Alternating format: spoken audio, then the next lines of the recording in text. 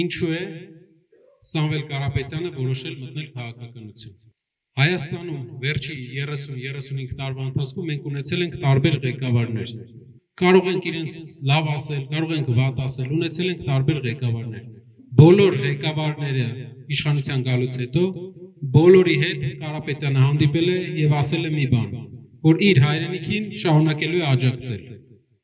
Հարյուրավոր միլիոններ ուղարկել է Հայաստան։ Վերջի 20 տարում ամենաշատ բարեգործական ծրագրեր արած անհատն է Հայաստանում։ Մենք չենք սիրում սա ասել, սա ասում եմ մյուս բանին բերելու համար։ Ինչա դա բերել մեր ժողովրդին։ Այդքան հարյուրավոր միլիոններ Հայաստան ուղարկվելուց, տասնյակ եւ հարյուրավոր միլիոններ Արցախի մեջ ներդրում անելուց հետո մենք տեսնում ենք, որ մի ստորագրությամբ մենք կորցնում ենք այն ինչ կա Արցախում,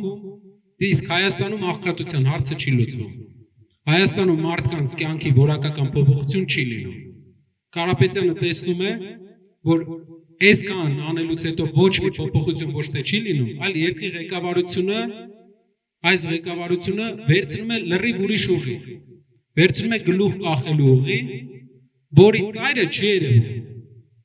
Սկսում է հետևողական եկեղեցու դեմ արշավ։ Այսօր նա հայտարարել է, որ հայկական պահանջատիրությունը չի պաշտպանելու։ Դա գիտեք ինչ է նշանակում։ Ցեղասպանության ճանաչումը պետականային չի պահանջելու։ Այսօր հայտարարել, որի մասին մենք գիտենք 7 ամիս առաջ։ Սա կարող է ասեք, որ սա կարող է օգնել, որ լինի խաղաղություն։ Եկեք դիտարկենք, թե ինչ խաղաղություն է նա ուզում բերել։ Երկու ձևի խաղաղություն, թույլ ու ուժեղ։ Թույլ խաղաղությունը դա այն խաղաղությունն է, որ մենք մեր դուռը բացում ենք հակառակորդի ազգի ներկայացուցիչների առաջ։ Երբ որ մենք դուռը բացում ենք իրենց Հայաստան գալու առաջ։ Հարևան երկրի ղեկավարը բազմաթիվ անգամ ասել է, որ իրենք պետք է գան։ Որտեղ բոլոր պահանջները, այլ պահանջ չկա, որ ունենա ինքը։ Ինչ ուզել է, ստացել է, հիմա վերջի մի հատ նոր պահանջ է մտածել, որ այստեղ պետք է գան իր այն մարդիկ, ովքեր Գորիսում երբեք չեն ապրել, ասենց ասեմ։ Իմացաք ում մասին է խոսքը։ Ու գան սերմ դնեն Հայաստանում։ Դա թույլ խաղաղությունն է։ Խաղաղությունը լինելու է երկու դեպքում է։ Ուժեղ խաղաղությունը դա այն խաղաղությունն է, որի մենք հասելու ենք ուժեղ ձևի, այսինքն մեր դուռը փակ է լինելու, հարևանների հետ հավասարը հավասարի հետ պես ենք շփվելու։ Հայաստանից ներս գանք, տնտեսությանը կանգնայինք։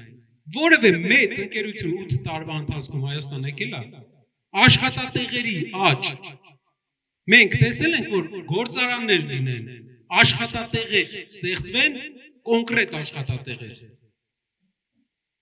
Գիտեմ, ասֆալտ արվել։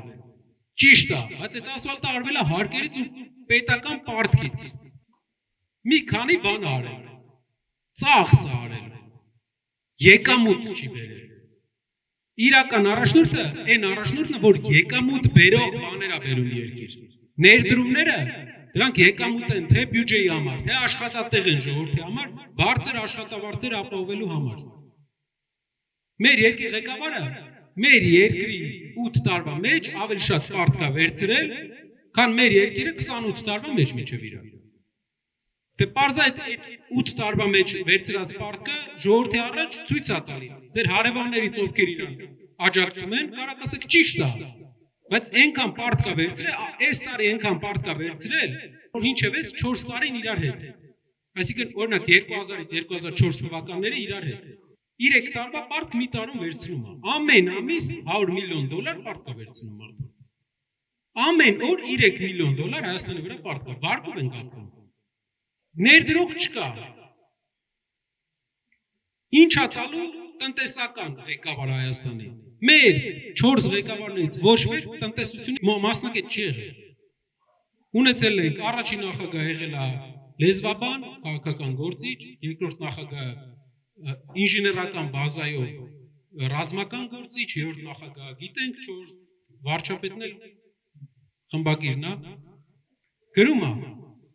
բայց դա երկիր պահելու ձև չի։ Մեր հայրենակիցներից շատերը, ձեր հարևանները կասեն, բայց ինքը խելոք է երևում, չգիտեմ, բան է երևում, ինչ են ասում, հասարակ է երևում, այ ձեր ցավը տանեմ, հələ հարևան գելերին նայեք։ Մենք գելի դեմը ինչ ենք հանել կռիվ։ Դրա համար էլ ուր եկել տակա տվել։ Տնտեսական գործերը մեր Վրաստանում աղքատությունը երկու անգամ իջել է։ Վրաստանը, որ Ռուսաստանի հետ պատերազմի sense քթի վրա էր, պատերազմից այս պահին այնքան հեռու է, ինչքան երևի մենք այդքան հեռու չենք։ Լուրջ ղեկավար էր, հեռու մնաց պատերազմից, սադրանքներից, աղքատությունը 8 տարում երկու անգամ կրճատեց։ 8 տարում երկու անգամ։ Ամեն տարի մոտավորապես 14 անգամ ավելի շատ ներդրում ա բերում։ Ու հայերը իրանց բնույթով ավելի ձեռներեց ազգեն։ Հայաստանից դուրս, եթե դուք տեսնեք մեր տարածաշրջանի ազգերից յուրաքանչյուրին կտեսնեք, որ ամենալավը հայն ապրում։ Դե ինչի՞ց է։ Ուղեղից աշխատասիրությունից։ Իսկ ինչու Հայաստանը տարածաշրջանի ամենաաղքատ ապրող երկիրն է։ Համակարգը տնտեսական գործիչ, տնտեսությունից հասկացող գործիչ չենք ունեցել մինչև հիմա։ Հիմա մեր առաջարկը վերջապես այսքան տարի հետո ամեն ինչ փորձել ենք։ Այս մեկը փորձենք։ Մարդ, ով փողի կարիք չունի, մարդ, ով արդեն հարուստ է գալիս,